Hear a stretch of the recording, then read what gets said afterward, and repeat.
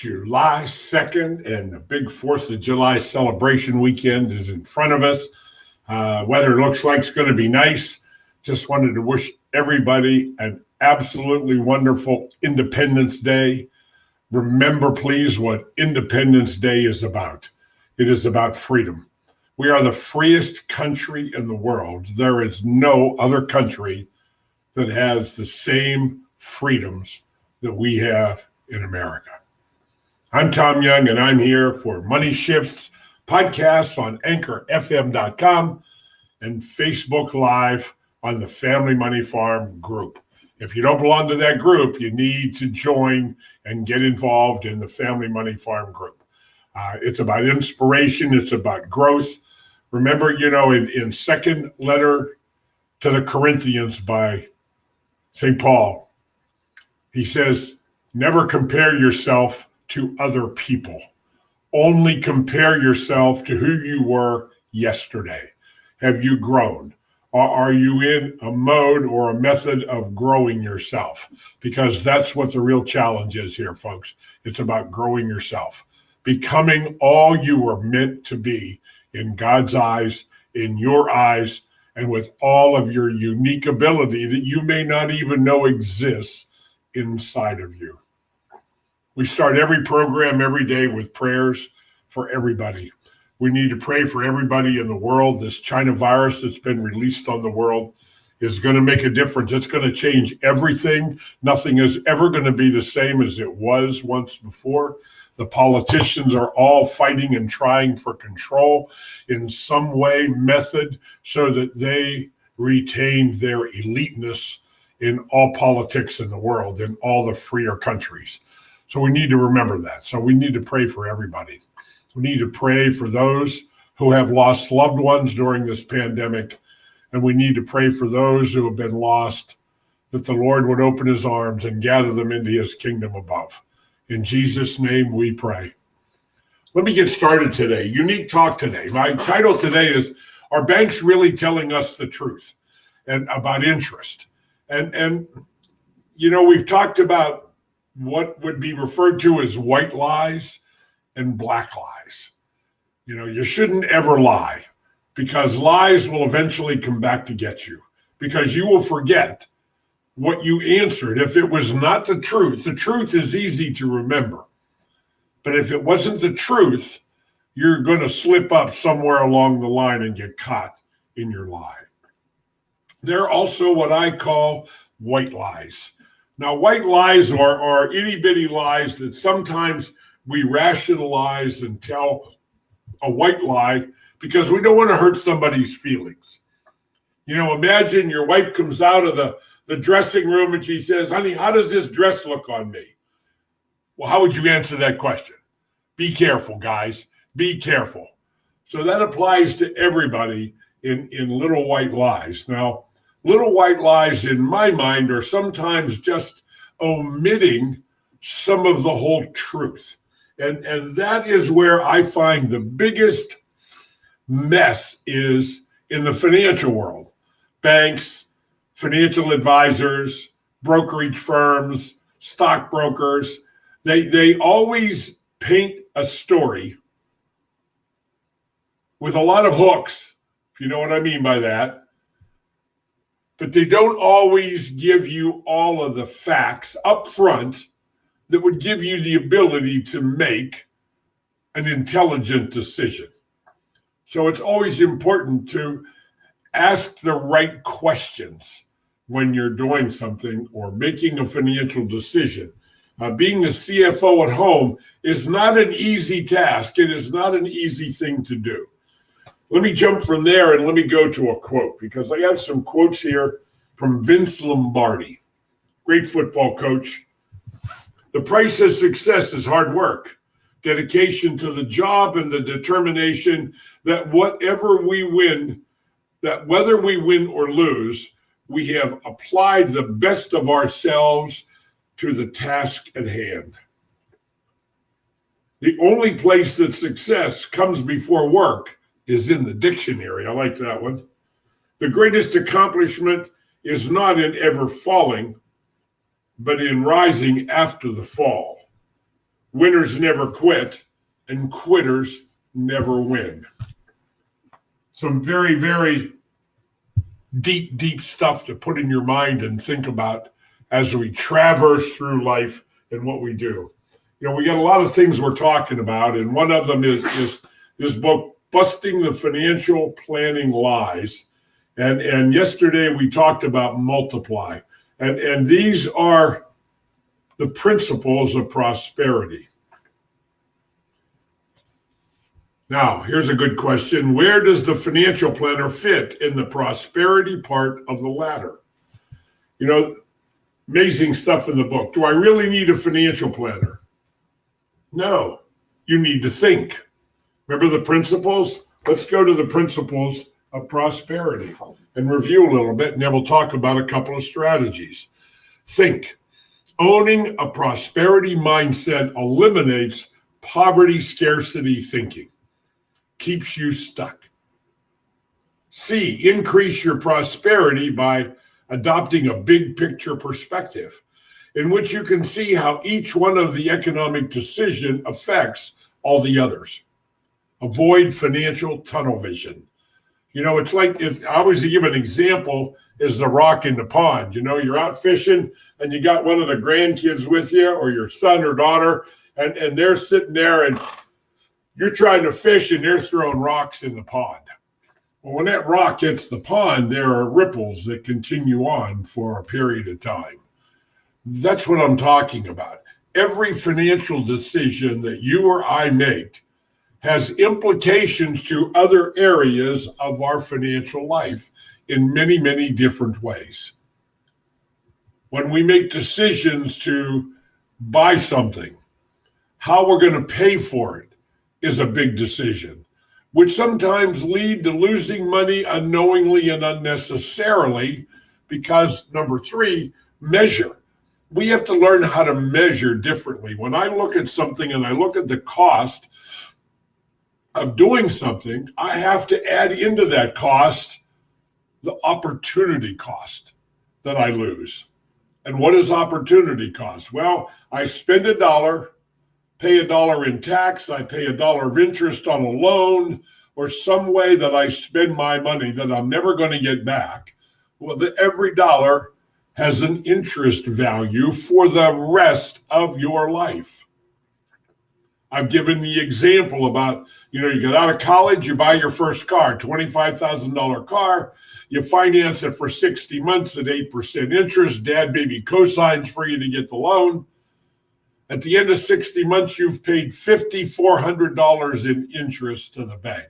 If that $5,400 of interest had been invested at 8%, at retirement, it would be worth $253,000.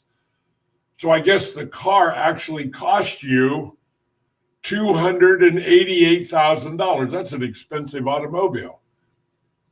When that $253,000 could be in your bank account, could be your investment account. It's learning how to be your own bank. Understanding what I mean when I talk about privatized banking. Let me talk about a couple of strategies.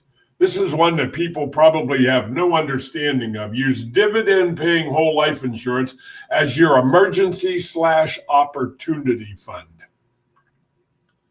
Last year when the pandemic struck, early last year in February and March, the stock market was close to 29,000 on the Dow. By the middle of March, it had dropped to 19,000 on the Dow. How much money did you add into your investment account when the Dow was at 19,000 and the government had already made a decision to add $1 to $2 trillion to the economy? I did. I had a 25,000. Now, where did I get it? I borrowed it from the life insurance company against my life insurance policy. So I was able to put $25,000 into my account at that lowest point in time. And guess today, I was looking at my account. I made like 60% rate of return in a year because of that opportunity and I had absolute unfettered access to money to take advantage of that opportunity. I did the same thing in 2008 when the market dropped from 15,000 on the Dow all the way down to 6,000 on the Dow. I put money in the market, and 14 months later, I made 70% rate of return. To me, that's investing. You know, the put it in the market and leave it there forever, I don't believe in that. There are opportunities along the way because, you know, the people that I find, the average rate of return of the Standard & Poor's, so it is written, is about 8%. But isn't it interesting that the average investor only earns around 4.3%? Why is that? Because you include emotions into the scenario.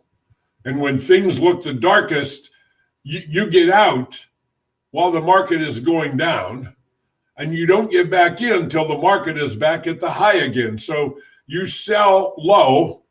When the market is at the bottom, you get afraid and get out. And you buy back in when the market is high. That is opposite of making money. That is how you absolutely lose money. Dividend whole life insurance is as much an opportunity fund as it is an emergency fund. Take all dividends and short-term capital gains from non-IRA monies in cash.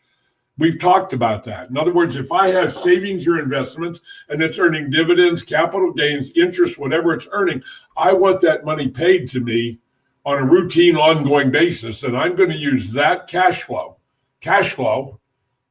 to start paying some of my expenses. And when I pay those expenses, it frees up money that I traded sweat and time for to earn to allow me to buy more investment, more real estate, or whatever I'm investing in, so that I am building passive residual income as the time goes on, as I view the horizon and maybe start to think about retirement. Fund retirement plan accounts to the match level only. Simple question. Do you think taxes in the future are going to be the higher, the same, or lower than they are today? Interesting. I've never met anybody that said taxes were going to be lower. I said, so you're planning on being broke, huh? Because I work with a lot of retired folks, and they are not in a lower tax bracket at retirement. Most of the time, they are in the same tax bracket or even maybe a higher tax bracket because they don't have any tax deductions left. Their house is paid for, and the way their lifestyle is, they don't have any tax deductions, so they actually pay maximum tax. So when you put that money away, you're most likely raising a family in a lower tax bracket, and you're going to take the money out in a higher tax bracket. And the salesman that convinced you to do that said, oh, you're going to be in a lower tax bracket when you retire. Okay, he's assuming, and I don't like that word assume, he's assuming you're going to be broke. That's what's going on. And he's telling you that to get you to put the money in because he gets an ongoing monthly fee income off of all those dollars that you put into the investment marketplace. He makes ongoing income every month, every year on every dollar that's in your investment account. That's just the nature. It's the way it is. People talk about how much money people make in life insurance, and I can tell you that the average life insurance policy over 20 years, the average annual cost is 0.25% based on all the fees that a salesman would earn selling a life insurance policy. And on average, the investment accounts, they are 1 to 2% fees on every dollar in your account. As the account grows and grows and grows, they make 10 times more money. Again, that is a misleading untruth where they talk about people selling that whole life insurance. They're just selling it to make a big commission. Not so. Not so. Anyway. Our book this month is Today Matters. There it is. John Maxwell. Great, unbelievable book. Today's priorities give me focus. Question, who wants to be a millionaire? Anything goes. Why priorities matter. Devoting a little of yourself to everything means committing a great deal of yourself to nothing. Since you can't change time, you must instead change your approach to it. To know the value of 1 year, ask a student who failed the final exam. To know the value of 1 month, ask a mother of a premature baby. To know the value of 1 week, ask the editor of a weekly news magazine. To know the value of 1 day, ask the wage earner who has 6 children. To know the value of 1 hour, ask the lovers who are waiting to meet. To know the value of 1 minute, ask the person who missed the plane. To know the value of 1 second, ask the person who survived the accident. To know the value of 1 millisecond, ask the Olympic silver medalist. Interesting questions. This is about thinking. It's about getting in your head, is really what it is. No executive has ever suffered because his subordinates were strong and effective. Peter Drucker said that. Anyway, I'm going to wrap it up there. I want to tell you to have and give you a great, great 4th of July holiday weekend. I pray that you're safe. I wish blessings of the Lord above in abundance in your life. I will be back again probably Tuesday. Maybe I'll jump in here over the weekend and give you some insights. But otherwise, I'll be back on Tuesday, which I think is the 6th of July, back at noon. So God bless.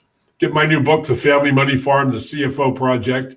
Get it at Amazon, Barnes & Noble, any of the big booksellers. You can go to cfo-project.com right up here. Here it is.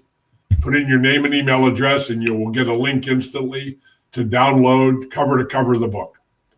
The new book will soon be on the website, the Financial Mastery Coaching Blueprint, which has in great detail the 4 rules of financial success and financial prosperity. How do I get there? How do I make it happen? God bless. We'll see you here next week.